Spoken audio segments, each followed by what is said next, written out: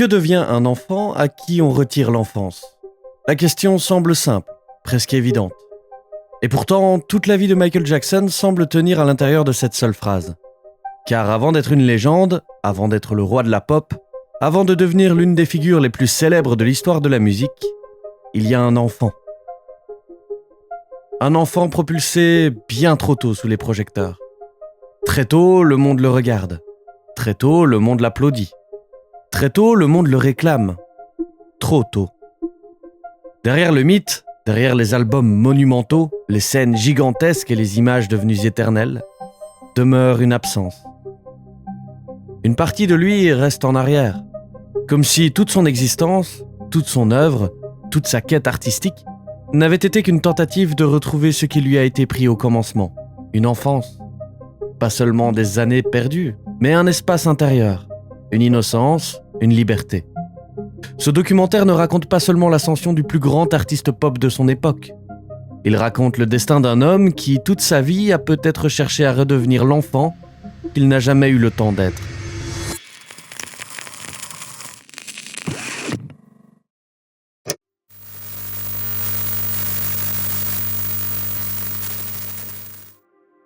Gary, dans l'Indiana. À la fin des années 50, la ville ne ressemble en rien à un décor de légende. Ici, il n'y a ni glamour, ni promesse de lumière. Seulement la matière brute du réel. Des rues marquées par la poussière industrielle, des maisons modestes alignées à l'ombre des aciéries, et au loin, presque en permanence, le grondement sourd des usines. Un bruit de fond continu. Le souffle métallique d'une Amérique ouvrière en pleine tension.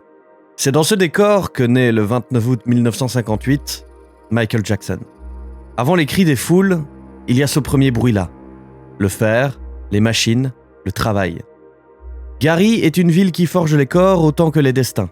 Une ville où l'on apprend très tôt que rien n'est donné, que tout se gagne à la force des mains, à la répétition, à l'endurance. Ce n'est pas un lieu où l'on rêve facilement, c'est un lieu où l'on tient. Et au cœur de cette ville, il y a la maison des Jackson. Une maison modeste, vivante, pleine. Une maison où l'espace manque, où les pièces semblent parfois trop petites pour contenir autant de présence, autant de voix, autant d'énergies différentes. Une famille nombreuse, des frères, des sœurs, des personnalités qui se croisent, s'affrontent parfois, mais qui apprennent surtout à exister ensemble. Dans cet espace resserré, l'intimité n'existe presque pas. Tout se partage, les bruits des conversations, les éclats de rire, les tensions, les silences, et très vite, la musique. Car avant même de devenir une vocation, la musique est déjà une structure du foyer. Elle circule dans la maison, elle entre par la voix de Catherine. Catherine Jackson apporte autre chose à cet univers de discipline et de rigueur. Une douceur plus intérieure, une présence calme, une forme de spiritualité du quotidien.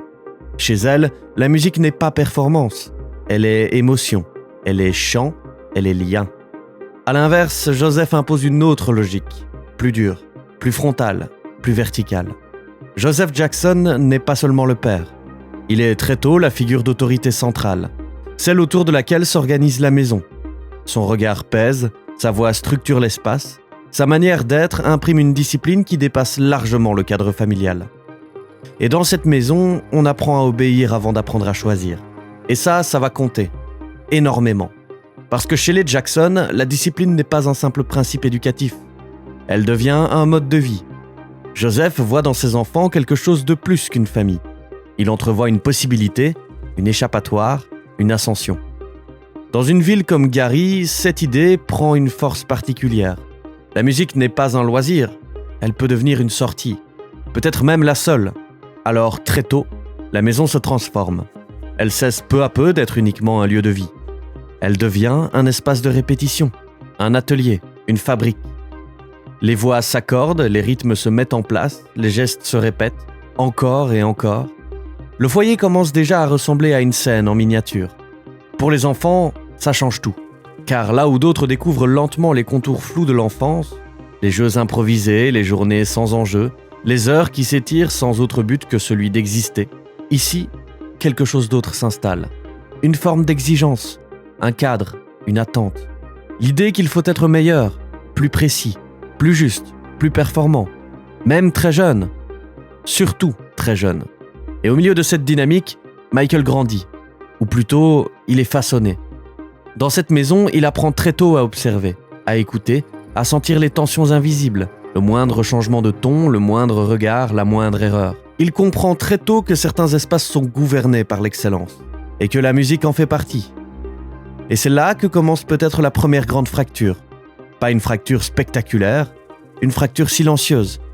Le moment où l'enfance commence à céder du terrain. Pas brutalement, mais par glissement. Jour après jour, répétition après répétition. La spontanéité laisse place à la précision. Le jeu devient apprentissage, l'apprentissage devient exigence. Et l'exigence devient identité. Dans ce contexte, Michael ne grandit pas seulement dans un univers où on lui demande simplement d'être, on lui demande déjà de devenir. Quelque chose, quelqu'un. Même si personne ne peut encore imaginer l'ampleur de ce quelqu'un. Le plus frappant, lorsqu'on revient à Gary, ce n'est pas seulement la pauvreté du décor ou la dureté sociale du contexte, c'est le contraste. Le contraste entre la petitesse du lieu et l'immensité du destin qui s'y prépare. Rien ici ne ressemble à la naissance d'une icône mondiale. Et pourtant, tout est déjà là. Le cadre, la tension, la discipline. La musique comme structure quotidienne.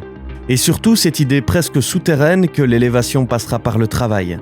Pas le rêve, le travail. Joseph comprend instinctivement ce que beaucoup ignorent encore. Dans cette Amérique-là, le talent seul ne suffit pas. Il faut le modeler, le pousser, parfois jusqu'à l'excès. Et c'est précisément dans cet excès que se dessine l'absence d'une enfance normale. Michael n'a pas encore conscience de ce qui lui échappe. À cet âge, on ne mesure pas ce que l'on ne connaît pas. On vit à l'intérieur du monde tel qu'il nous est donné. Pour lui, ce monde est fait de famille, de règles, de répétitions, de musique et de regards exigeants. C'est sa normalité. Mais vu rétrospectivement, quelque chose apparaît déjà. Un manque, une innocence contrainte. Comme si dès le départ, le temps de l'enfance avait été compressé, raccourci, orienté, canalisé vers une finalité. Dans beaucoup de destins artistiques, le génie surgit plus tard. Ici, il est presque préparé avant même d'éclore. Avant les enregistrements, avant les scènes gigantesques, avant la pop réinventée, il y a cette maison. Cette maison pleine de bruit, pleine de discipline, pleine d'attente. Une maison où un enfant commence déjà, sans le savoir, à se construire autour du regard des autres. À Gary, le mythe n'existe pas encore, mais la matrice, elle, est déjà en place. Le décor originel d'une vie qui ne suivra jamais les contours d'une enfance ordinaire, c'est ici, dans le grondement lointain des usines et le rythme intérieur de la maison Jackson, que commence véritablement l'histoire. Pas celle de la légende, celle du manque, de ce qui sera cherché toute une vie, une forme de liberté, une enfance qui déjà commence à s'éloigner. Dans la maison de Gary, quelque chose a changé. Le bruit n'est plus seulement celui du quotidien, ni même celui des usines qui grondent au loin. Désormais, un autre rythme s'impose, plus précis, plus exigeant, celui des répétitions. Des pas comptés, des voix que l'on reprend, des harmonies que l'on affine jusqu'à l'épuisement. La musique n'est plus simplement présente, elle devient un projet. Au départ, ce projet porte un nom simple, celui d'une fratrie, des frères réunis autour d'un même objectif, façonné par la volonté de Joseph Jackson. L'idée d'un groupe familial n'est moins d'un rêve romantique que d'une intuition presque brutale. Dans cette maison, dans cette ville, le talent peut devenir une sortie, une échappatoire, un destin. Les premiers à apporter cette ambition sont les frères aînés. Jackie Jackson, Tito Jackson, Jermaine Jackson, bientôt rejoints par Marlon. Au départ, Michael n'est pas encore le centre. Il est le plus jeune, le petit frère, celui que l'on regarde d'abord avec tendresse, puis très vite avec stupeur. Car au milieu des répétitions, quelque chose devient impossible à ignorer. Une présence, une énergie. Une façon d'entrer dans la musique qui dépasse l'âge. Michael ne chante pas comme un enfant, et il habite déjà la scène. C'est là que tout bascule. Ce qui n'était qu'un groupe familial commence à s'organiser autour d'un phénomène. Très tôt, Joseph comprend que le groupe possède un atout rare, pas seulement une voix, une incarnation. Michael attire le regard d'une manière presque instinctive. Quand il chante, quelque chose se passe. Quand il danse, l'espace change. Les regards convergent naturellement vers lui. Il n'a pas encore 10 ans et pourtant il possède déjà cette qualité presque inexplicable qui sépare les bons artistes des figures inoubliables. Le magnétisme. Alors les premières scènes arrivent. Pas encore des grandes salles, d'abord les clubs locaux, les concours de talent, les petites scènes où la lumière est crue, où le public est proche, où chaque erreur se voit immédiatement. C'est là, dans ces espaces modestes, que naît le performeur. Le jeune Michael apprend à lire une foule, à sentir l'attention, à comprendre ce qui capte, ce qui relâche, ce qui électrise. À cet âge, d'autres enfants découvrent encore le monde à travers le jeu. Lui le découvre à travers le regard du public. Et ce regard devient rapidement central. Chaque prestation doit être meilleure que la précédente. Chaque chanson doit être maîtrisée. Chaque geste répété, encore et encore. La rigueur imposée à la maison se déplace sur scène. Rien n'est laissé au hasard. Le groupe répète sans relâche, Joseph surveille, corrige, exige. Le moindre faux pas devient une faute à ne plus jamais reproduire. Cette exigence forge le groupe. Mais elle façonne surtout Michael. Il apprend très tôt que la performance n'est pas seulement un moment. C'est un état, un monde d'existence. Être sur scène, ce n'est pas jouer un rôle ponctuel, c'est devenir la version la plus maîtrisée de soi-même. Puis viendra le tournant décisif. Détroit, Motown. Dans l'histoire de la musique populaire américaine, peu de noms ont autant compté que celui de Berry Gordy. Berry Gordy ne construit pas seulement un label, il construit une machine culturelle. Un lieu où les artistes noirs américains peuvent devenir des stars mondiales. Et quand les Jackson 5 arrivent dans l'orbite de Motown, le potentiel devient immédiatement évident. Mais chez Michael, quelque chose dépasse le simple potentiel. Il y a déjà cette capacité rare à traverser l'écran, à transmettre une émotion immédiate, à donner l'impression que la chanson ne passe pas par une technique, mais par un instinct. Le groupe signe et tout s'accélère. Le passage chez Motown change d'échelle. Brusquement, les scènes deviennent plus grandes, les audiences plus nombreuses, les apparitions télévisées plus fréquentes. Le groupe quitte le cercle régional pour entrer dans l'imaginaire national, puis international. L'ascension est fulgurante. Le succès des Jackson 5 dépasse rapidement le cadre du simple phénomène musical. C'est une déferlante, un événement culturel. Le public s'attache immédiatement à cette image de fratrie soudée, portée par le charisme hors norme du plus jeune. Michael devient très vite le visage du groupe, le centre émotionnel, le point de fixation du regard. Et plus le groupe grandit, plus une réalité s'impose. L'enfance s'éloigne. Car le succès a un prix. Il prend du temps, il prend de l'espace, il prend la normalité. Les tournées s'enchaînent, les voyages deviennent le quotidien, les hôtels remplacent la maison, les plateaux de télé remplacent les cours d'école. Le temps de l'enfant est désormais structuré par les horaires de répétition, les déplacements, les performances, les interviews. Le quotidien d'un enfant disparaît progressivement sous le rythme implacable de la carrière. Il n'y a plus vraiment de mercredi après-midi, plus de spontanéité, plus de temps vide. Tout est rempli, organisé, optimisé. La vie devient mouvement permanent. Et dans ce mouvement, Michael continue de grandir. Mais il grandit sous le regard du monde. C'est là l'une des dimensions les plus bouleversantes de cette période.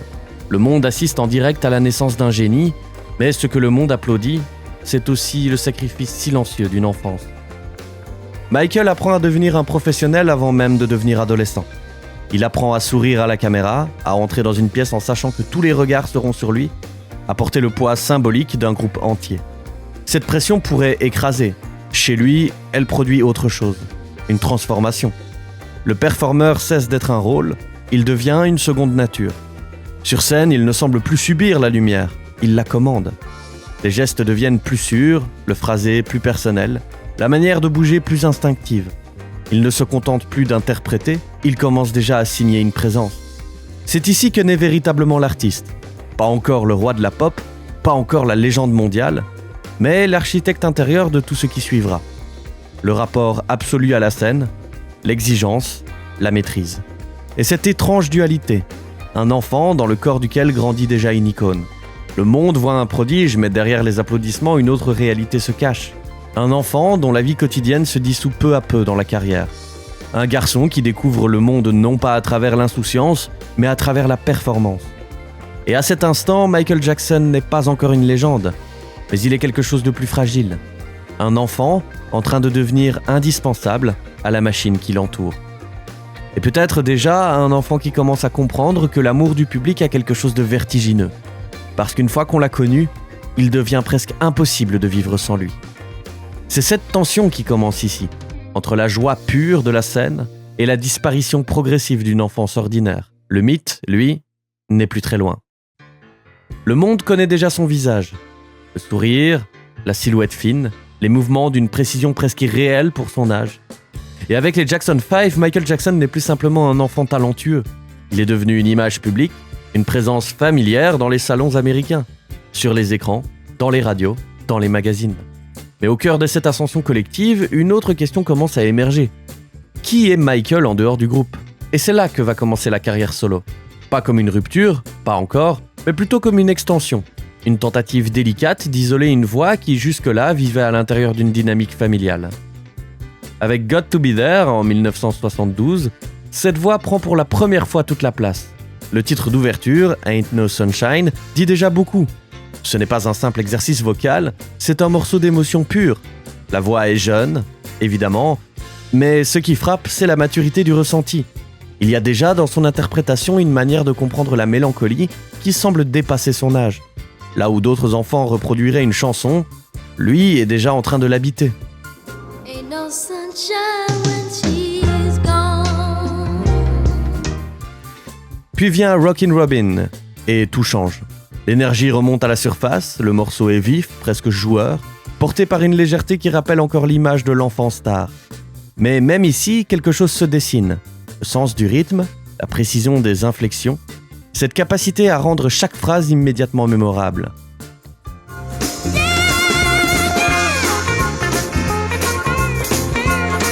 Et puis, il y a Got to Be There. C'est peut-être le morceau le plus révélateur de ce premier album, parce qu'il expose déjà le paradoxe qui va traverser toute cette période. Une voix enfantine, lumineuse, mais déjà traversée par une singularité émotionnelle rare. On n'écoute pas seulement un jeune chanteur prometteur, on sent déjà une identité vocale, une couleur, une empreinte. Et pourtant, cette naissance solo reste encadrée. Le monde ne le voit pas encore comme un artiste autonome, il reste dans l'imaginaire collectif, le jeune prodige des Jackson 5.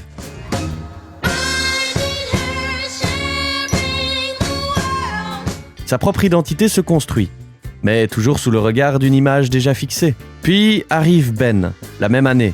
Et là, un cap est franchi. Le morceau titre, Ben, devient son premier immense succès solo. C'est une chanson douce, presque fragile, mais sa force réside ailleurs, dans la manière dont Michael porte l'émotion sans la surjouer. La voix semble flotter, comme suspendue, avec une pureté qui touche immédiatement. C'est moins la technique qui frappe que la sincérité perçue. Le public ne voit plus seulement l'enfant énergétique, il découvre une voix capable de tendresse, de vulnérabilité, de solitude.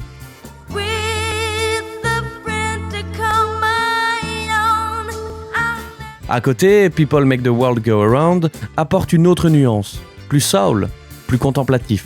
Le morceau laisse entrevoir une maturité musicale croissante. Michael commence à s'inscrire dans une palette émotionnelle plus large. Il ne se contente plus d'être performant, il devient interprète.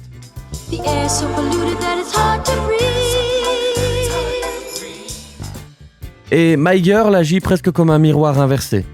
Là où les Jackson 5 portaient encore l'énergie collective, ici, la chanson devient plus intime, plus centrée sur la relation entre la voix et l'émotion.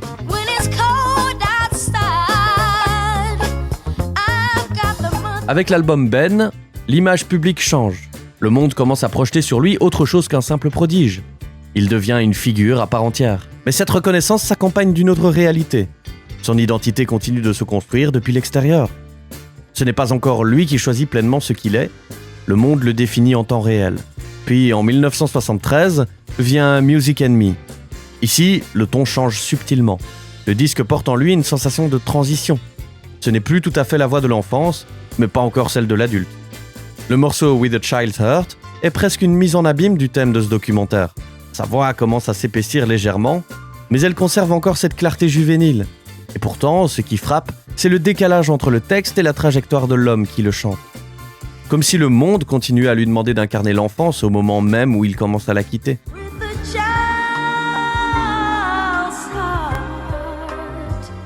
Music and Me pousse encore plus loin cette impression. Le morceau titre semble raconter le lien absolu entre Michael et la musique. Non plus comme un simple talent, mais comme un espace identitaire. La musique devient déjà refuge, peut-être même le seul endroit où il peut encore exister hors du regard du public.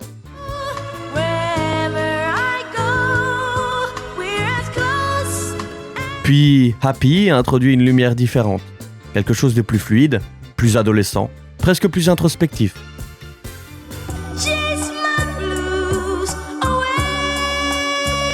Ce disque n'a pas l'impact monumental de Ben, mais il est fondamental psychologiquement. Parce qu'il capte un moment suspendu, celui où l'enfant commence à changer, celui où la voix évolue, celui où l'identité cherche une nouvelle forme. Et c'est précisément cette instabilité qui rend cette période si humaine. Michael grandit en public, chaque changement de voix, chaque transformation physique, chaque évolution émotionnelle, tout est observé, tout est commenté. L'adolescence, chez lui, n'est pas un passage privé, c'est un spectacle mondial. En 1975 arrive Forever Michael. Et ici, quelque chose se cristallise. Le disque porte déjà dans son titre une forme d'affirmation. Michael n'est plus seulement l'enfant star, il entre dans une mue. Le morceau We're Almost There semble symboliser parfaitement cette phase. Tout est dans le titre, presque là. Pas encore arrivé, mais en approche. Vocalement, on sent une assurance nouvelle. La voix a changé, elle gagne en texture, en relief, en profondeur.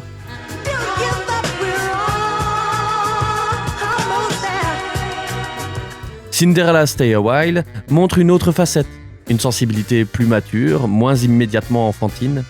L'interprétation devient plus posée, plus consciente d'elle-même.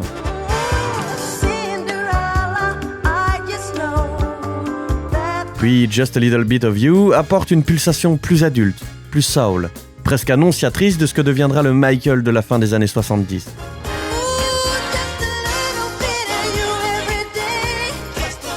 Ce disque est une frontière, une mue artistique, le passage de l'enfant à l'adolescent et déjà les premières traces de l'adulte.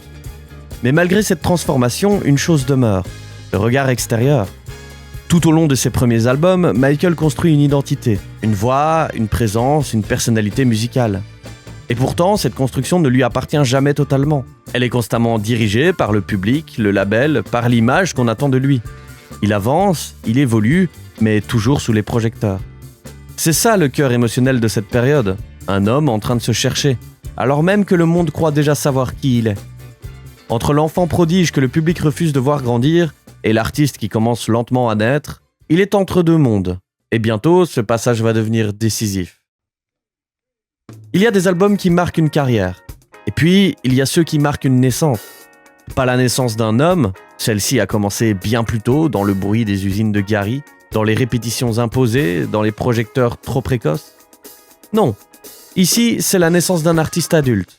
Le moment précis où Michael Jackson cesse d'être l'ancien enfant prodige pour devenir une vision, une force créative autonome, un son, une silhouette, une intention. À la fin des années 70, Michael n'est plus le petit visage lumineux des Jackson 5, ni l'adolescent en transition de ses premiers albums solo. Il a grandi, sa voix aussi. Elle a gagné en texture, en souplesse, en sensualité. Mais il lui manque encore un territoire qui pourrait lui appartenir entièrement. Un album qui ne soit plus seulement une étape, un album qui dise enfin « Voilà qui je suis ». C'est à ce moment-là qu'entre en scène Quincy Jones. Leur rencontre n'est pas un simple concours de circonstances, c'est une collision historique. Ils s'étaient croisés sur le tournage de The Wiz, mais c'est ici que la relation prend une autre dimension. Quincy ne voit pas seulement le talent, il voit le potentiel inexploité, l'artiste qui n'a pas encore totalement émergé. Et surtout, il comprend une chose essentielle. Michael ne veut plus seulement chanter, il veut créer. Avec Off the Wall, sorti en 1979, cette volonté devient manifeste. L'album marque sa première grande collaboration avec Quincy Jones et représente une rupture majeure avec l'ère Motown, tout en devenant un immense succès critique et commercial avec plusieurs singles numéro 1. Ce disque n'est pas une continuation, c'est une émancipation. Musicalement, tout change. Le son se modernise, la disco, le funk, la pop, le R&B se fondent dans une architecture incroyablement fluide. Mais ce qui frappe, au-delà des genres, c'est le contrôle. Michael commence à imposer une vision, un groove, une précision, une manière presque physique de penser la musique. Et le premier choc arrive avec Don't Stop Till You Get Enough. Le morceau n'avance pas, il pulse. La basse est vivante, la rythmique respire, tout semble en mouvement. Et au-dessus de cette mécanique funk disco, d'une précision redoutable, sa voix surgit, plus libre, plus charnelle, plus audacieuse. Ce n'est plus la voix de l'adolescent en transition, c'est une voix qui prend possession de l'espace. Et ce qui rend ce morceau si fondamental, c'est qu'il ne sonne pas comme un héritage des Jackson 5, il sonne comme une naissance. Michael écrit ici l'un de ses premiers grands manifestes artistiques. La répétition du refrain n'est pas un simple hook pop, elle devient une injonction physique, presque existentielle. Ne t'arrête pas, continue, va jusqu'au bout. Comme si la chanson elle-même portait déjà la logique qui gouvernera toute sa carrière, le dépassement permanent. Le mouvement comme survie. Et symboliquement, le morceau devient son premier grand numéro 1 solo depuis des années. Le public comprend instantanément qu'il ne regarde plus le même artiste.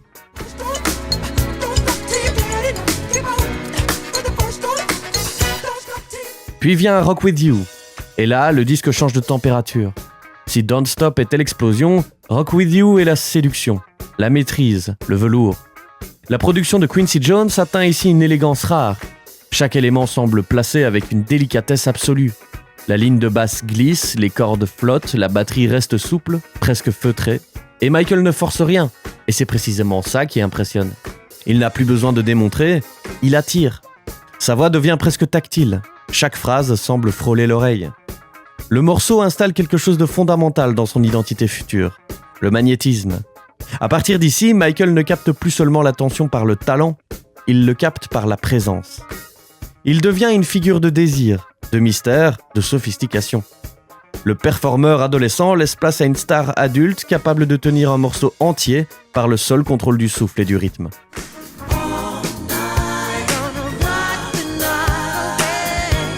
Et puis, il y a Off the Wall, le morceau titre. Celui qui, peut-être plus que tous les autres, donne sa signification profonde à l'album. Le titre n'est pas anodin. Off the Wall, c'est sortir du cadre, sortir du mur. Sortir de la case dans laquelle le monde vous a enfermé. Musicalement, le morceau est porté par une euphorie presque insolente. Le funk qui est plus frontal, le groove plus terrien. Mais sous cette légèreté apparente, il y a une affirmation psychologique immense. Michael est en train de se détacher du regard familial, du cadre de Motown. Ce morceau sonne comme un sourire de défi. Comme si pour la première fois, il disait au monde « Vous ne déciderez plus qui je suis ».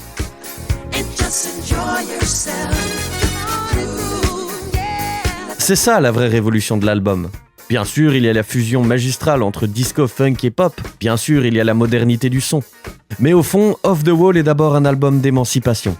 Un disque où Michael cesse d'être façonné de l'extérieur pour commencer à imposer sa propre vision. Car ce qui frappe sur l'ensemble du projet, c'est le contrôle artistique grandissant. Le groove n'est plus un simple décor, il devient structure narrative. Chaque morceau semble penser à travers le corps. La danse est déjà dans la composition, dans les syncopes, dans les silences, dans les respirations. Michael pense la musique comme un mouvement global, sonore, physique, visuel. On entend déjà le futur, on entend déjà la silhouette, les pas, les gestes. Le rapport entre le son et l'image qui fera bientôt exploser la pop mondiale. Pendant des années, il a été défini. Par sa famille, par les médias, par le public, par l'industrie. Et ici, pour la première fois, il commence à se définir lui-même. Ce n'est plus l'enfant qui répond aux attentes, c'est l'artiste qui formule une vision. Une vision du son, du rythme, de lui-même. Et pourtant, ce n'est pas encore le sommet. Ce n'est pas encore le règne absolu. C'est plus fort que ça. C'est l'instant où le futur roi comprend enfin ce qu'il peut devenir. Le monde, lui, voit un immense album. Un triomphe critique et commercial, un son irrésistible, un Michael Jackson nouveau. Mais derrière cette réussite, il y a quelque chose de plus intime. Un homme qui, pour la première fois, semble trouver un territoire intérieur. Un endroit qui lui appartient, une identité qui n'est plus héritée, une voix qui n'est plus celle qu'on attendait de lui. À partir d'ici, il ne s'agit plus simplement de réussir, il s'agit de redéfinir la pop. Et bientôt, il va la faire exploser. Après Off the Wall, quelque chose a changé. Michael n'est plus seulement un artiste majeur, il est devenu une force. Mais pour lui, ce n'est pas suffisant. Le succès n'est jamais une arrivée, c'est un point de départ. Là où d'autres auraient savouré le triomphe, lui ne voit déjà qu'une seule chose, aller plus loin, plus haut, plus grand. Il ne veut pas confirmer, il veut dépasser, se dépasser lui-même. Et c'est là que commence Thriller. Le cœur battant de toute sa trajectoire, le moment où le musicien devient phénomène, le moment où la star devient mythe, le moment où le monde bascule. Avec Quincy Jones, la relation a évolué. Sur Off the Wall, ils avaient trouvé une alchimie. Sur Thriller, ils cherchent l'impossible. Michael a une obsession simple, presque folle. Chaque morceau doit pouvoir être un single. Pas de remplissage, pas de respiration gratuite. Chaque piste doit être un événement. Chaque titre doit pouvoir vivre seul. Cette exigence change tout. Le studio devient un laboratoire, un lieu de précision absolue. Des nuits entières à reprendre une ligne vocale, à déplacer une caisse claire de quelques millisecondes, à chercher la texture exacte d'une basse, la tension parfaite d'un silence. Ici, la perfection n'est pas une ambition esthétique, c'est une nécessité. comme si Michael pressentait déjà que ce disque allait décider de sa place dans l'histoire. Alors arrive Billie Jean, et avec elle, le monde entend quelque chose de radicalement nouveau. Pas une explosion orchestrale, pas un mur de son, au contraire, une basse, sèche, hypnotique, obsédante. Quelques notes seulement, mais immédiatement tout l'espace lui appartient. Le morceau avance comme une obsession intérieure, un battement mental, une paranoïa rythmique. Ce n'est plus seulement de la pop, c'est du cinéma sonore. La voix de Michael ici n'est plus dans la séduction douce de Rock With You. Elle est tendue, nerveuse, traquée. Il raconte une histoire de désir, de doute, de menace, avec une intensité presque physique.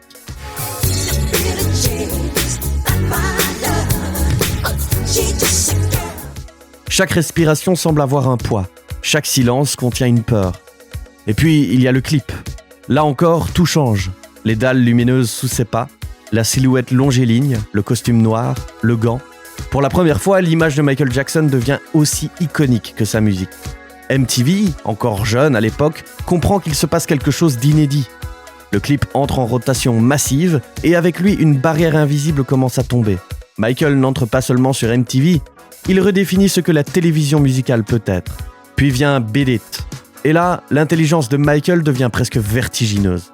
Il ne veut plus parler à un seul public, il veut parler à tous. À la pop, au R&B, à la soul, au rock, à l'Amérique entière, au monde. L'idée d'inviter Eddie Van Halen n'est pas seulement brillante musicalement, elle est stratégique.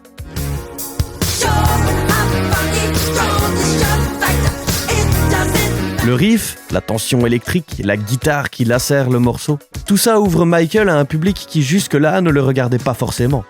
Mais ce qui rend le morceau immense, c'est encore une fois sa dimension visuelle. Le clip n'est plus un accompagnement promotionnel, c'est une œuvre, une mise en scène, une narration.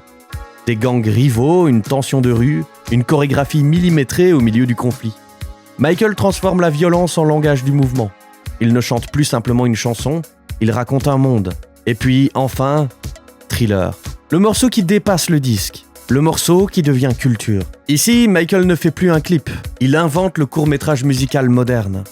14 minutes. Une narration complète, une ambiance de cinéma fantastique, la transformation, les zombies, la danse.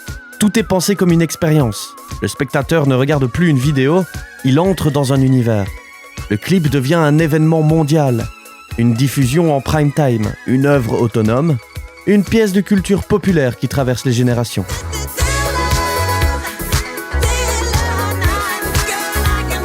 Après Thriller, plus rien ne sera jamais comme avant. Les clips deviennent des œuvres cinématographiques. Les labels comprennent qu'il faut investir, les artistes comprennent qu'il faut penser en images. Et Michael, lui, comprend qu'il ne fait plus partie de l'industrie, il la domine. Mais le sommet émotionnel de cette histoire arrive ailleurs. Sur scène. Un moment qui semble presque suspendu hors du temps. Le monde connaît déjà les chansons, le monde connaît déjà la star, mais personne n'est prêt pour ce qui va suivre. Le gant blanc, la veste noire scintillante, et soudain le mouvement, le moonwalk. Quelques secondes à peine, et pourtant, l'histoire bascule. Ce n'est pas seulement un pas de danse, c'est une apparition, une illusion physique. Le corps semble défier les lois naturelles. Michael ne danse plus, il glisse, il flotte, il devient image pure. À cet instant précis, la planète comprend qu'elle regarde quelque chose qu'elle n'a jamais vu auparavant. Le musicien devient icône visuelle absolue. Psychologiquement, c'est peut-être le passage le plus important de toute sa vie. Parce qu'ici, Michael ne cherche plus seulement à être aimé, il cherche à être inoubliable. Et il y parvient. Thriller n'est pas seulement un album, c'est une conquête mondiale. Les chiffres deviennent presque abstraits. Record de vente, numéro 1, Grammy Award, une présence planétaire. L'album devient le plus vendu de l'histoire. Mais au-delà des chiffres, c'est autre chose qui se joue. Un changement de statut. Michael Jackson n'est plus une immense star américaine, il devient la plus grande star pop de la planète. Une figure universelle, un langage commun. À Tokyo, Paris, Lagos, Londres, Sao Paulo, le même visage, les mêmes chansons, les mêmes gestes, la même silhouette. L'enfant de Gary en Indiana est désormais partout. Et c'est peut-être là que commence le paradoxe le plus vertigineux de son destin. Au moment exact où il devient le visage le plus connu du monde, l'homme derrière l'image commence à disparaître. Après Thriller, il n'y a plus de sommet. Il n'y a qu'un vide vertigineux. Parce qu'une fois devenu la plus grande star de la planète, une seule question demeure. que peut-on encore conquérir ? Pour n'importe quel autre artiste, Thriller aurait été une conclusion. Mais pour Michael Jackson, ce n'est qu'une nouvelle exigence. Il ne cherche plus à prouver qu'il est immense, il cherche plutôt à prouver qu'il peut le rester. Et c'est là que naît Bad. Pas comme une simple suite, mais comme une déclaration. Une affirmation de puissance, une réponse au monde. Et peut-être plus profondément encore, une réponse à lui-même. Pendant 5 années, le silence discographique a nourri une attente presque irréelle. Le monde n'attend pas seulement un album, il attend la confrontation du mythe. Et cette pression, Michael ne la subit pas. Il la transforme, il l'assimile, il la convertit en contrôle. Cette fois, l'homme derrière le disque n'est plus seulement l'interprète prodige façonné par Quincy Jones. Il devient architecte. Sur Bad, Michael écrit l'immense majorité des morceaux. Impose une direction sonore plus tranchante, plus nerveuse, plus moderne. La douceur soyeuse de Off the Wall et le fantastique cinématographique de Thriller laissent place à quelque chose de plus frontal, plus adulte, plus affirmé, plus dur. Dès les premières images de cette époque, tout le raconte. Le regard, la posture, les vestes structurées, le cuir, les sangles, les boucles métalliques. Le visage n'est plus celui de l'enfant devenu star, c'est une silhouette pensée, construite, presque sculptée. L'image devient un langage. Michael ne se contente plus d'exister à l'écran, il compose son propre mythe. Le clip de Bad, confié à Martin Scorsese, n'est pas un simple support promotionnel, c'est un manifeste, un court-métrage, une confrontation entre deux identités. Le jeune homme devenu icône face à la rue, face à l'authenticité, face à la nécessité de prouver qu'il est bad au sens d'indomptable, d'inattaquable. Ce n'est pas anodin. Psychologiquement, tout est là. Michael n'essaye plus seulement d'être aimé, il veut imposer le respect. Et le morceau frappe comme une affirmation d'existence. La rythmique est plus sèche, la voix plus tendue, le phrasé plus percussif. Il n'y a plus la fragilité flottante de Human Nature. Il y a une volonté, une emprise. Comme si l'artiste sentait déjà que le monde commence à regarder autant pour le personnage que pour la musique.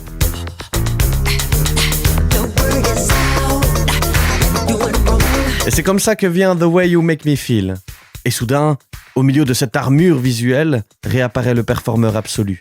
Le groove, le mouvement, la séduction. Le clip devient théâtre urbain.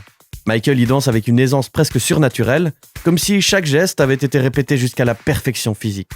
Mais derrière cette fluidité se cache une obsession. Rien n'est laissé au hasard. Le moindre mouvement d'épaule, le moindre regard caméra, le moindre claquement de doigts. Tout est millimétré. Et à ce stade de sa carrière, le perfectionnisme n'est plus un trait de caractère. C'est devenu un mode d'existence. Chaque apparition publique doit être iconique. Chaque performance doit entrer dans l'histoire. Chaque image doit survivre au temps. Et cette exigence, peu à peu, commence à dévorer l'homme. Le personnage grandit, mais l'humain, lui, s'efface.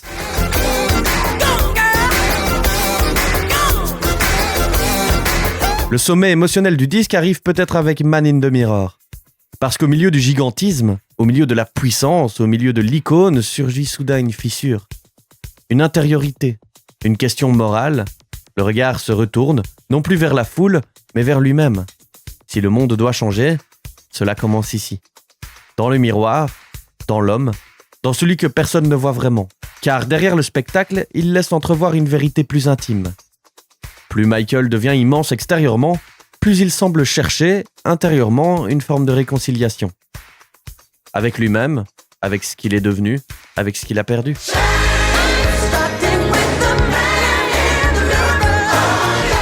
L'enfant n'a jamais disparu. Il s'est simplement dissous dans la lumière. Et puis, il y a la tournée, le Bad World Tour. C'est ici que le mythe change d'échelle. Les chiffres deviennent presque irréels, 123 dates, 4,4 millions de spectateurs, une tournée mondiale gigantesque et des records de recettes et d'affluence. Mais au-delà des chiffres, ce qui frappe réellement, c'est la démesure. Les stades, les foules, les cris, les océans humains, des visages à perte de vue. Michael n'entre plus sur scène comme un chanteur, il apparaît comme une apparition, une figure quasi religieuse. Le silence avant son entrée devient lui-même une tension dramatique. Le public n'attend plus seulement un concert, il attend une expérience, une révélation. Et c'est précisément là que se joue le cœur psychologique de cette histoire. Plus les foules grandissent, plus la solitude grandit aussi. Car pour maintenir une telle image, il faut une discipline absolue. Le corps devient instrument, le visage devient symbole, la voix devient devoir. Le moindre faux pas n'est plus humain, il devient mondial. Le personnage Michael Jackson commence à exister indépendamment de Michael lui-même. Et c'est peut-être le moment où la star cesse de pouvoir vivre spontanément. Tout doit être contrôlé. Le son, l'image, la scène, la parole, même le silence. L'homme, lui, commence à se réfugier derrière ce personnage qu'il a lui-même construit. Comme si la seule manière de survivre à une célébrité aussi gigantesque était de devenir une idée, une icône, une légende. Et pourtant, ce contrôle absolu a un prix. Plus l'image est parfaite, plus elle devient une prison. Le monde voit un être surhumain, mais derrière les projecteurs, derrière les costumes impeccables, derrière les chorégraphies millimétrées, il y a toujours ce même fil rouge.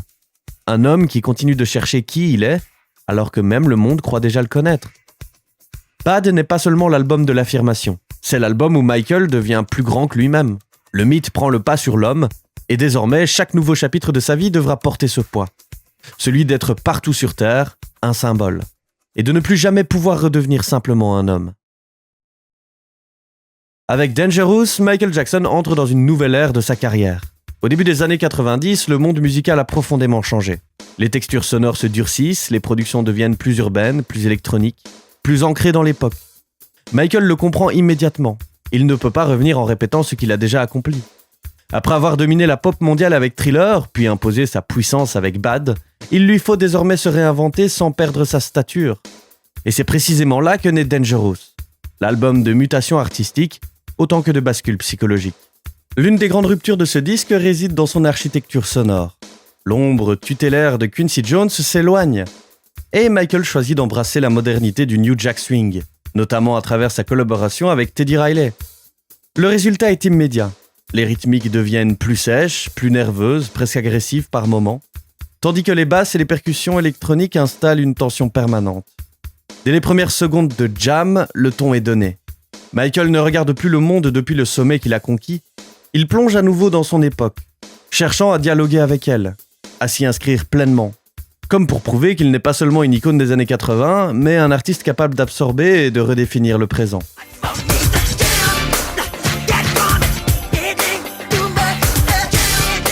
Pourtant, derrière cette modernisation sonore, Dangerous révèle quelque chose de plus intime, une relation de plus en plus complexe au monde qui l'entoure. Avec Black or White, Michael ne livre pas seulement un hymne universel, il met en scène sa volonté presque obsessionnelle de parler à l'humanité tout entière. Le morceau, accessible, immédiat, fédérateur, devient un symbole de sa dimension planétaire. Mais plus il cherche à embrasser le monde, plus le contraste devient saisissant avec la réalité de sa propre existence. Car à ce stade de sa vie, Michael n'habite plus le réel comme les autres. Chaque apparition est encadrée, chaque déplacement est sécurisé. Chaque instant public est mis en scène. La célébrité, ici, cesse d'être une récompense. Elle devient une distance.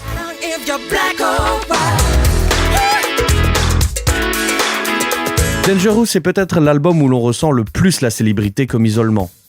Derrière les foules immenses, derrière les clips événementiels et les tournées gigantesques, il y a un homme de plus en plus seul. Des morceaux comme Who Is It ou Give In To Me laissent apparaître cette tension intérieure, cette forme de retrait émotionnel, presque paranoïaque par moments. Plus Michael devient universel, plus il semble difficilement accessible.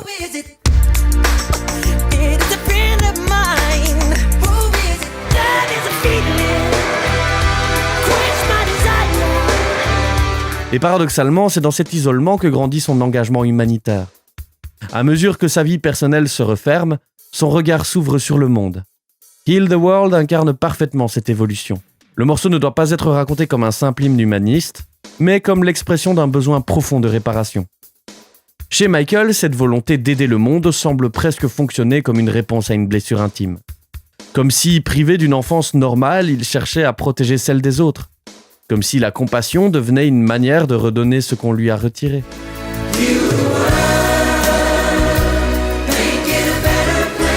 Sur scène, cette dualité atteint son paroxysme.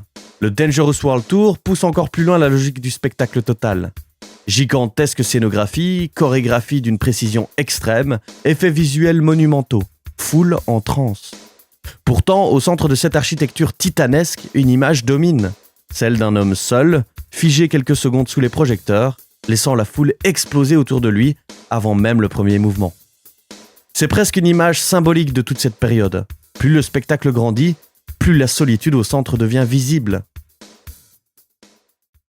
Après Dangerous, quelque chose s'est déplacé à l'intérieur de Michael. Le monde le regarde toujours avec la même intensité, peut-être même davantage, mais cette fois, ce n'est plus seulement la fascination qui domine. Autour de lui, le bruit médiatique est devenu permanent, presque structurel. Les années qui suivent sont marquées par une exposition publique extrême, par une pression médiatique constante et par un rapport de plus en plus conflictuel entre l'artiste et l'image que le monde projette sur lui. C'est dans ce contexte que naît l'un de ses projets les plus personnels, History, Past, Present and Future, Book One. Publié en 1995 comme un double album, à la fois rétrospectif et profondément tourné vers le présent.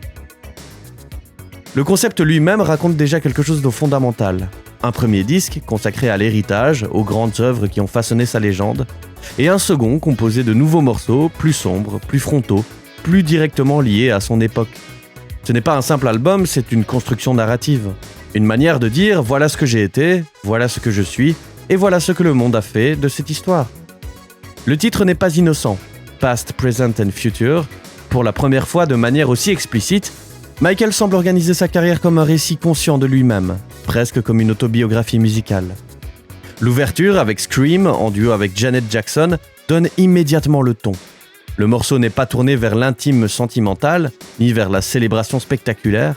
Il est tendu, nerveux, presque abrasif. Le beat industriel, les textures froides, la tension permanente du morceau créent une atmosphère de confrontation. Ici, Michael ne cherche pas à séduire, il répond. Il oppose une œuvre à la pression de son époque. Le clip monumental, futuriste, presque clinique dans son esthétique, pousse encore plus loin cette idée. Un univers fermé, blanc, spatial, déconnecté du monde extérieur. Comme une métaphore de l'isolement absolu d'une figure devenue trop grande pour vivre dans le réel ordinaire. Le morceau a d'ailleurs été largement lu, à juste titre, comme une réponse artistique à la manière dont il estimait avoir été traité publiquement dans les années précédentes.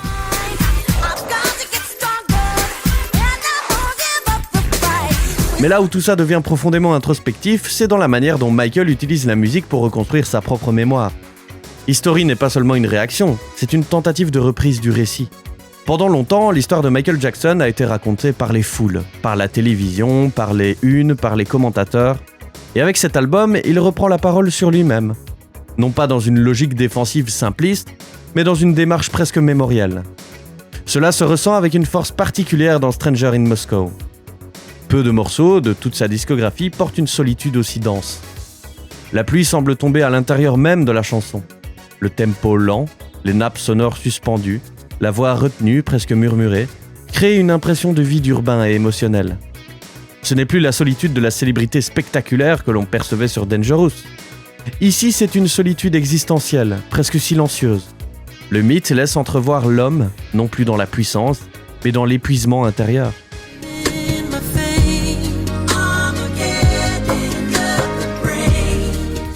Puis vient Earth Song, et le regard s'élargit de nouveau.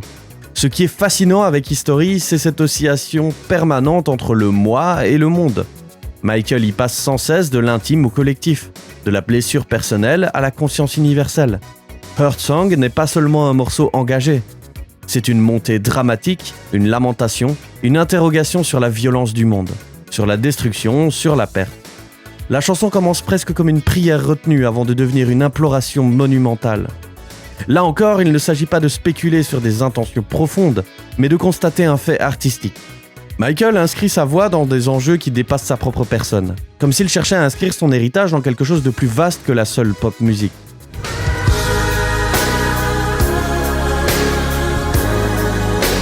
History devient le miroir d'un homme qui ressent le besoin de fixer sa trace.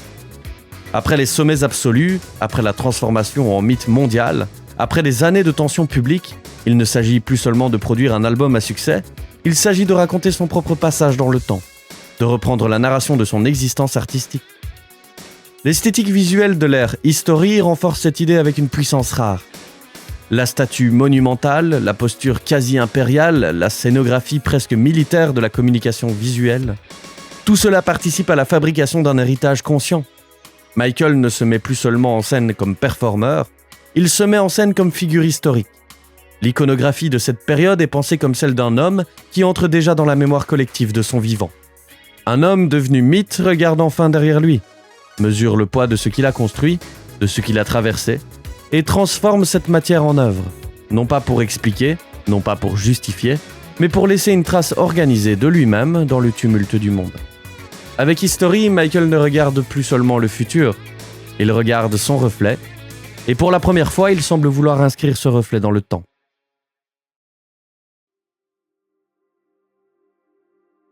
À ce stade, Michael n'est plus seulement un artiste qui dialogue avec le monde. Il devient un homme qui tente de reconstruire dans sa vie privée ce que son propre passé lui a refusé. Après les années de tension publique, après l'explosion médiatique permanente et la nécessité de reprendre la main sur son récit avec History, le regard peut enfin se resserrer sur quelque chose de plus intime, de plus silencieux, presque à contre-champ de la scène, l'homme, la maison, les liens, la famille. Car derrière le mythe, une question demeure presque inévitable. Que fait un enfant privé d'enfance lorsqu'il devient adulte ? Très souvent, il cherche à recréer ce manque. Pas comme un concept, comme un besoin vital. Dans la seconde moitié des années 90, cette dimension prend une place centrale dans la vie de Michael Jackson. Sa vie personnelle entre davantage dans l'espace public, notamment avec son mariage à Lisa Marie Presley en 1994, union qui attire immédiatement une attention médiatique mondiale, et leur séparation intervient fin 1995. Peu après, en novembre 1996, Michael épouse Debbie Rowe à Sydney, alors qu'elle est enceinte de leur premier enfant. Mais au-delà de date, ce qui compte ici, c'est la bascule humaine. Pour la première fois, le récit quitte durablement les studios, les tournées et les foules pour entrer dans la sphère domestique. La famille n'est plus seulement un souvenir fondateur, celui de Gary, Indiana, de Joseph, de Catherine, de la discipline et du foyer musical. Elle redevient un présent, un espace à habiter, un espace à reconstruire. La naissance de Prince Michael en 1997, puis de Paris en 1998, marque un tournant profondément symbolique dans la trajectoire de Michael. L'enfant autrefois observé, dirigé, façonné par le regard des autres, devient à son tour parent. Toute sa vie, Michael a porté en lui l'empreinte d'une enfance structurée par le travail, la performance et la discipline, l'idée même d'une enfance normale, faite de jeux, d'insouciance, de spontanéité, semble avoir toujours existé chez lui, comme une image lointaine, presque fantasmique. Et donc devenir père dans ce contexte prendra une dimension presque réparatrice. Comme si élever ses propres enfants revenait aussi d'une certaine manière à tenter de protéger l'enfant qu'il aurait pu être. C'est particulièrement perceptible dans la manière dont il parle, à cette époque, de la nécessité de préserver leur intimité et leur innocence. Le rapport à l'exposition publique devient paradoxal. L'homme le plus observé du monde développe un besoin presque obsessionnel de soustraire ses enfants au regard extérieur. Non pas seulement par protection médiatique, mais par volonté de leur offrir ce que lui n'a jamais réellement connu. Une enfance juste à eux. Une enfance qui ne soit pas immédiatement absorbée par la machine du spectacle. Neverland, souvent réduit dans l'imaginaire collectif à sa dimension spectaculaire, prend ici un sens narratif plus humain. Il peut être filmé non comme un décor extravagant, mais comme la matérialisation d'un désir intérieur.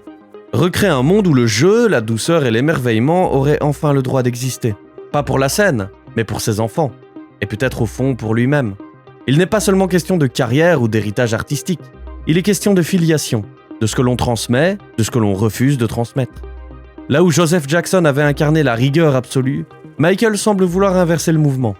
Là où sa propre enfance fut encadrée par les répétitions, les tournées et la pression, il tente de construire autour de ses enfants un espace où domine la protection. Un cocon, un refuge, une bulle presque hors du temps. Plus il veut préserver, plus il construit un univers séparé. La célébrité, déjà vécue comme isolement dans Dangerous, prend ici une autre forme. Elle pénètre la sphère familiale elle-même. Être père lorsqu'on est Michael Jackson, ce n'est pas être un père ordinaire. Chaque sortie devient un événement, chaque image potentielle un enjeu, chaque geste une interprétation possible.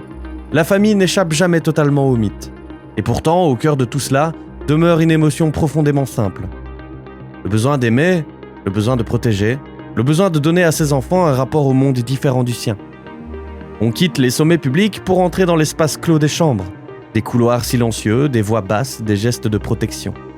Le père, les enfants, le poids du passé, la peur de reproduire. Un homme qui n'a jamais pu pleinement être un enfant tente maintenant de préserver l'enfance des siens. C'est sans doute l'un des gestes les plus profondément humains de toute sa trajectoire. Et c'est ce qui rend cette partie si essentielle. Ici, le roi de la pop s'efface. Ne reste plus qu'un homme face à ce qu'il a toujours cherché. Une famille, un foyer, et peut-être, enfin, une forme de réparation. Au tournant des années 2000, le monde dans lequel Michael Jackson avait bâti sa légende n'est plus le même. La pop a changé de visage, les codes visuels se sont accélérés, les cycles médiatiques se sont raccourcis, une nouvelle génération d'artistes occupe désormais le centre du paysage musical, porté par d'autres sonorités, d'autres narrations, d'autres formes de célébrité. Pourtant, au milieu de cette mutation, une question demeure suspendue. Quelle place reste-t-il pour celui qui, pendant plus de 2 décennies, a redéfini à lui seul les contours même de la pop mondiale ? C'est dans ce contexte qu'arrive Invincible en 2001, sa dernière grande œuvre studio. L'album porte déjà dans son titre une tension presque paradoxale. L'invincibilité y sonne à la fois comme une affirmation et comme une interrogation silencieuse. Michael revient après plusieurs années sans nouvel album studio majeur, dans une industrie profondément transformée, où les logiques commerciales, les rapports entre artistes et maisons de disques, ainsi que les attentes du public ne sont plus ceux de l'ère thriller ou bad. Et le son lui-même en témoigne. Invincible s'inscrit dans son époque avec des productions plus contemporaines, davantage marquées par le R&B moderne, les textures électroniques du début des années 2000 et une approche plus lisse, plus sophistiquée de la pop. Michael ne cherche pas à revenir en reproduisant sa gloire passée, il tente une nouvelle adaptation, presque une négociation avec le présent. Des morceaux comme You Rock My World montrent cette volonté de conserver l'élégance mélodique qui a toujours caractérisé son travail, tout en s'insérant dans un paysage désormais dominé par d'autres esthétiques.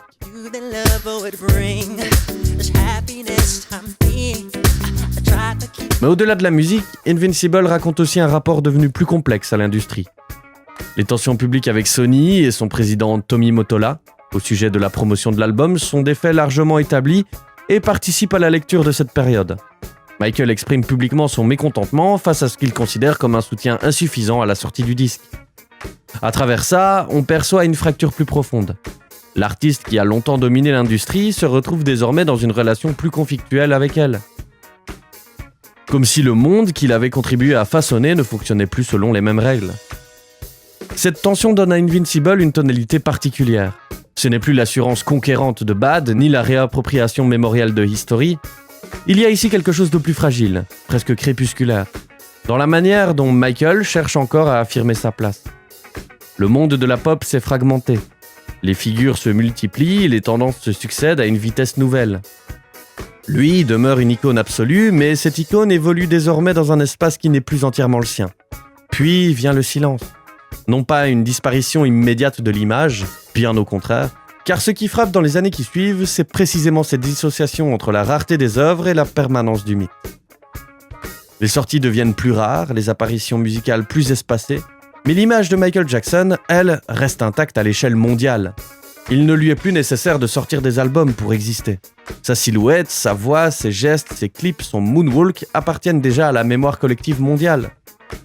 À ce stade, Michael n'est plus seulement un artiste en activité. Il est devenu un langage. Un vocabulaire visuel et sonore dans lequel la pop moderne continue de puiser. Son influence sur les décennies suivantes est immense et factuelle. De la performance scénique à la conception du clip comme œuvre cinématographique, du rapport chorégraphique au corps et à la manière de penser l'album comme événement global, son empreinte traverse toute la pop contemporaine. Des artistes comme Beyoncé, The Weeknd, Justin Timberlake ou encore Bruno Mars portent chacun à leur manière des traces visibles de cette influence. Ce n'est pas seulement une question de style, c'est une manière d'habiter la scène. Une manière de comprendre que la musique ne s'écoute plus uniquement. Elle se voit, elle se performe, elle se vit comme une expérience totale. Là réside peut-être l'héritage le plus profond de Michael Jackson, avoir transformé la pop en art global. Mais au-delà de la culture, au-delà des chiffres et des records, demeure la trajectoire humaine.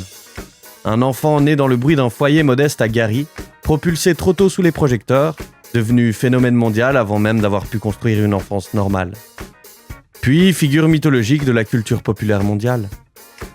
Ce dernier acte n'est pas celui d'une chute, c'est celui d'une transformation. Le passage de l'homme à l'héritage, le moment où l'œuvre cesse d'appartenir à son époque pour appartenir à toutes les suivantes. Et au fond, une idée demeure, silencieuse, presque bouleversante. Malgré les mutations du monde, malgré le silence des dernières années, malgré l'éloignement progressif des studios, Michael Jackson n'a jamais vraiment quitté la pop. Parce qu'il en a redéfini l'ADN. Parce que son empreinte continue de battre dans chaque grande performance, dans chaque clip pensé comme un événement, dans chaque artiste qui cherche à faire de la musique une expérience plus grande que la chanson elle-même. Le silence n'a pas effacé sa présence. Il l'a transformée en permanence, en mémoire, en héritage, en mythe vivant. En mars 2009, après des années de rareté, de silence relatif et d'apparitions devenues exceptionnelles, Michael Jackson réapparaît face au monde avec une annonce simple, presque solennelle. À Londres, dans l'enceinte de l'O2 Arena, il s'avance devant la presse et prononce quelques mots qui vont immédiatement faire le tour de la planète. This is it. Ce sera le dernier rendez-vous. Pas une nouvelle tournée mondiale, pas une renaissance au sens spectaculaire du terme, mais une série de concerts pensés comme une conclusion. D'abord 10 dates, puis face à une demande mondiale vertigineuse, 50 représentations sont ajoutées. En quelques heures, les billets s'arrachent. Plus de 750 000 tickets vendus en 4 heures. 1,5 million de spectateurs attendus. Le monde entier semble suspendu à cette promesse. Ce moment porte en lui quelque chose de profondément symbolique. Après avoir traversé toutes les métamorphoses possibles, l'enfant prodige, l'icône absolue, le mythe planétaire, l'homme face à son propre héritage, Michael se prépare à retrouver la scène, là où tout a toujours pris sens. Mais cette fois, le retour n'a pas la couleur d'une conquête. Il a la gravité d'un dernier acte. Il ne s'agit plus de prouver qu'il peut dominer le monde, il s'agit de renouer avec ce lien unique qu'il a toujours défini. La scène, le public, la performance comme langage ultime.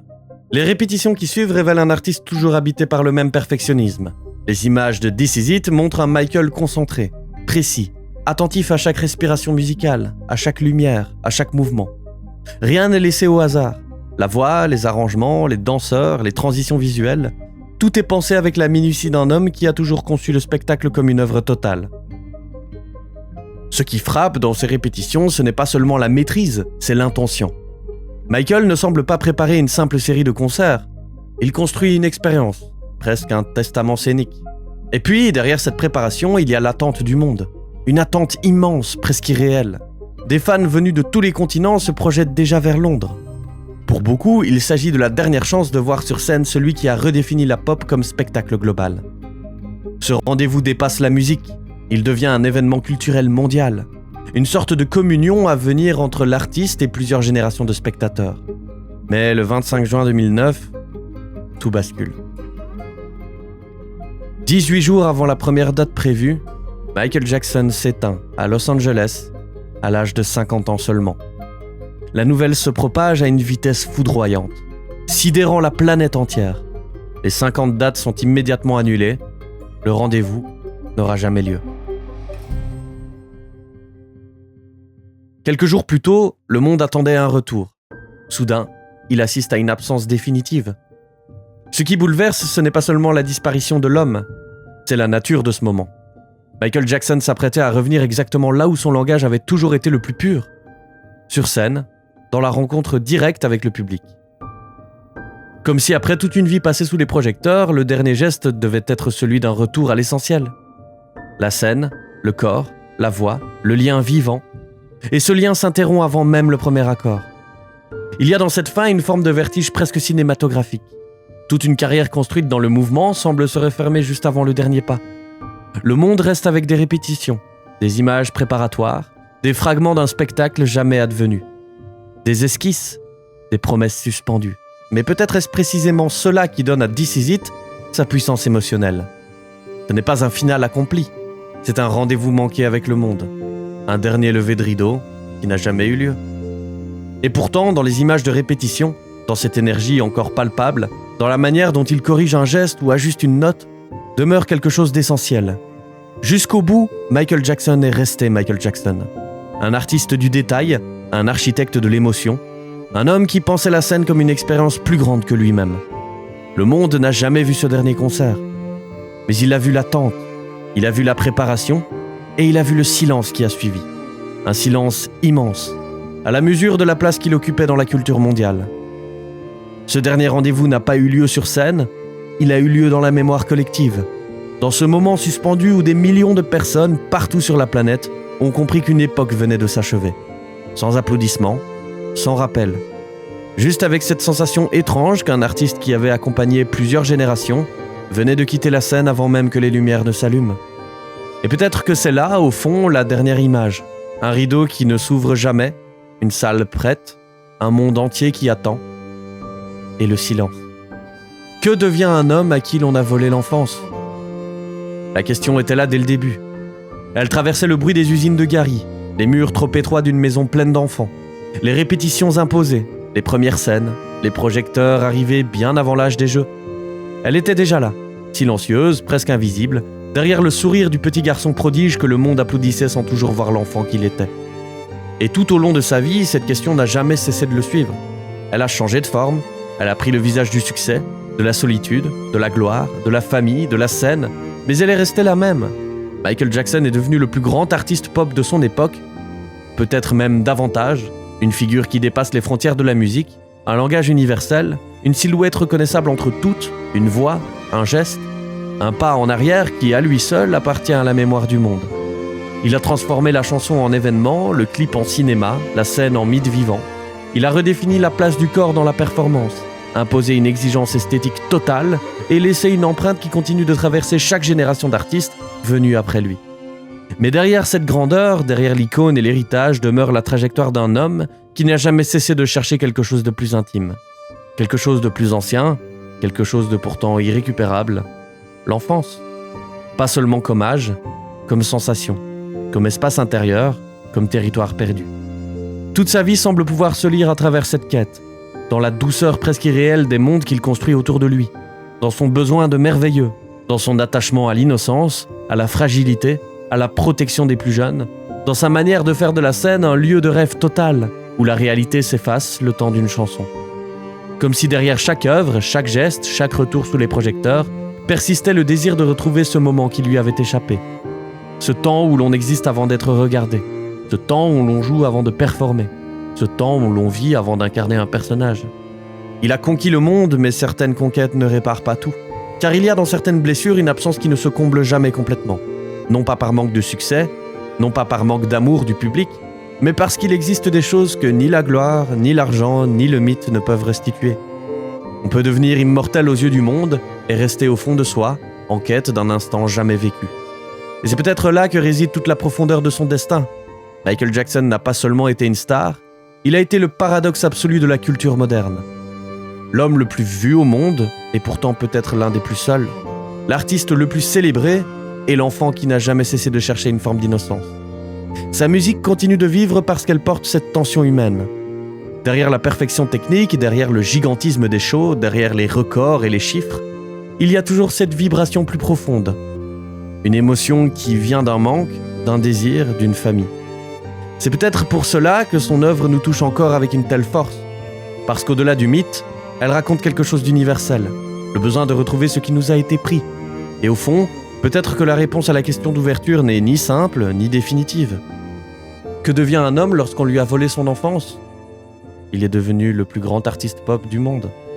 Mais jusqu'au dernier instant, dans le rêve, dans la musique, dans la scène, dans le regard qu'il portait sur le monde, il n'a jamais cessé de chercher ce qu'il n'avait jamais eu.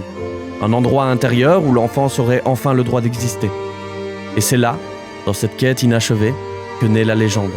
Pas seulement dans le génie, dans l'humanité.